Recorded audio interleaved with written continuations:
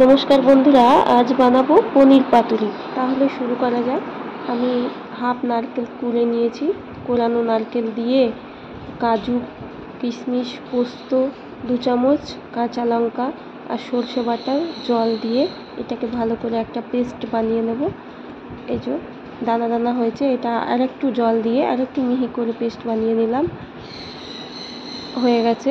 এরপর পনিরগুলোকে piece piece করে কেটে নেব, ঠিক এইভাবে চৌকো চৌকো করে, যেমন খুশি কাটতে পারেন। আর মাঝখানটা একটু ছিঁড়ে নেব। সব পনিরগুলো কাটা হয়ে গেলে চৌকো চৌকো করে কেটে একই সাইজের করে নিয়েছি। তারপর দেখতে ভালো লাগে এইভাবে। তারপর মাঝখানটা একটু ছিঁড়ে নেব, তাহলে মশলাটা ঢুকবে। এরপর মশলাটা আমি একটা বাটিতে ঢেলে নিচ্ছি। না, মশলা ওয়েস্ট করব না, জল দিয়ে পুরোটাই নেব, কিন্তু খুব পাতলা হবে না। খুব পাতলা করলে আবার অসুবিধা হবে। খুব পাতলা হবে না, মিডিয়াম ঘনত্বের হবে।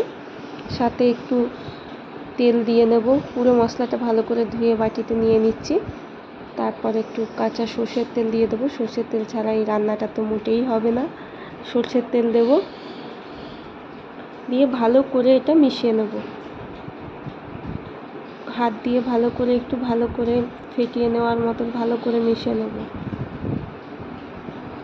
এরপর পনিরগুলো এই যে দেখছেন চিড়ে নিচ্ছি মাঝখানটা। এইভাবে সব পনিরগুলোই এইভাবে চিড়ে নেব। সব পনিরগুলো এইভাবে চেরা হয়ে গেলে আমরা মশলার মধ্যে, যে মশলাটা আমরা ফেটিয়ে রেখেছি, ওই মশলার মধ্যে পনিরগুলো একটু নুন মাখিয়ে নিচ্ছি। তারপর সর্ষের তেল মাখিয়ে নিচ্ছি। তারপর অল্প করে, বেশি নয়, নুন সর্ষের তেল দিয়ে ভালো করে মাখিয়ে নিলাম। তারপর আমরা মশলার মধ্যে পনিরগুলো ম্যারিনেট করে কিছুক্ষণ রেখে দেব, যাতে মশলাটা পনিরের ভিতর ভালো করে ডিজলভ হয়ে যায়, ভালো করে মিশে যায়। কিছুক্ষণ রেখে দেব। এরপরে এইটা কিছুক্ষণ রেখে দিয়ে, ম্যারিনেট করে রেখে দিয়ে, আমরা কাঁচা লঙ্কা কুচিয়ে নেব। কাঁচা লঙ্কা ছিঁড়ে নেব। কাঁচা লঙ্কা ছিঁড়ে আর একটু কাজু কিশমিশও নিয়ে নেব সাথে, কারণ কিছুটা মিষ্টি কিছুটা ঝাল ঝাল ভালোই হবে। আর কলা পাতাগুলো একটু সেঁকে নেব, হালকা আঁচে সেঁকে নিয়ে। এরপর আমরা ওই ম্যারিনেট করা পনিরগুলো 3 পিস করে দিচ্ছি। বড় পিস হলে 1 পিস দিয়েই করবেন।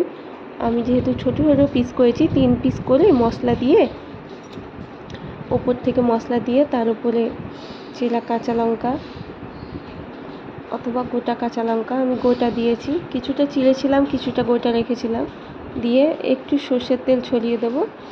দিয়ে ভালো করে কলা পাতাটা মুড়ে সুতো দিয়ে বেঁধে নেব।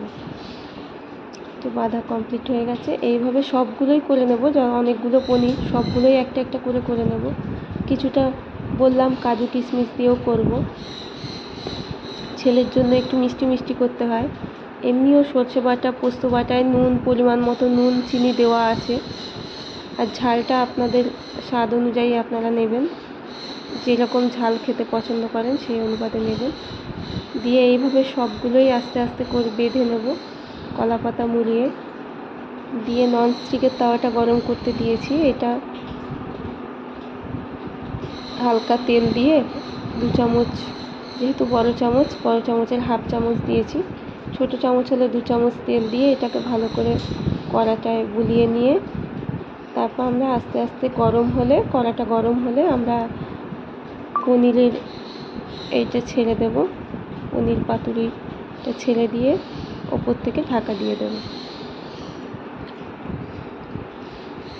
হালকা আছে 10 মিনিট হবে। 10 মিনিট হওয়ার পরে আমরা এগুলোকে উল্টে নেব।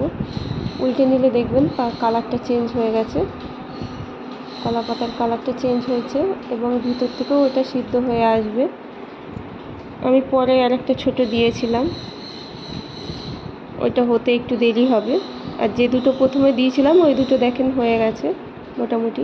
এইভাবে আরও 5 মিনিট ঢাকা দিয়ে রেখে তারপর আমি ঢাকা খুলে আস্তে আস্তে তুলে নিচ্ছি।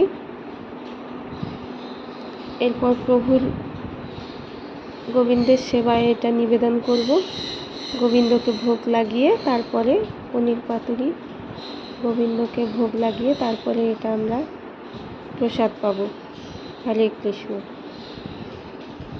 কেমন হয়ে আপনারাও এইভাবে করুন এবং কেমন হয়েছে অবশ্যই জানাবেন।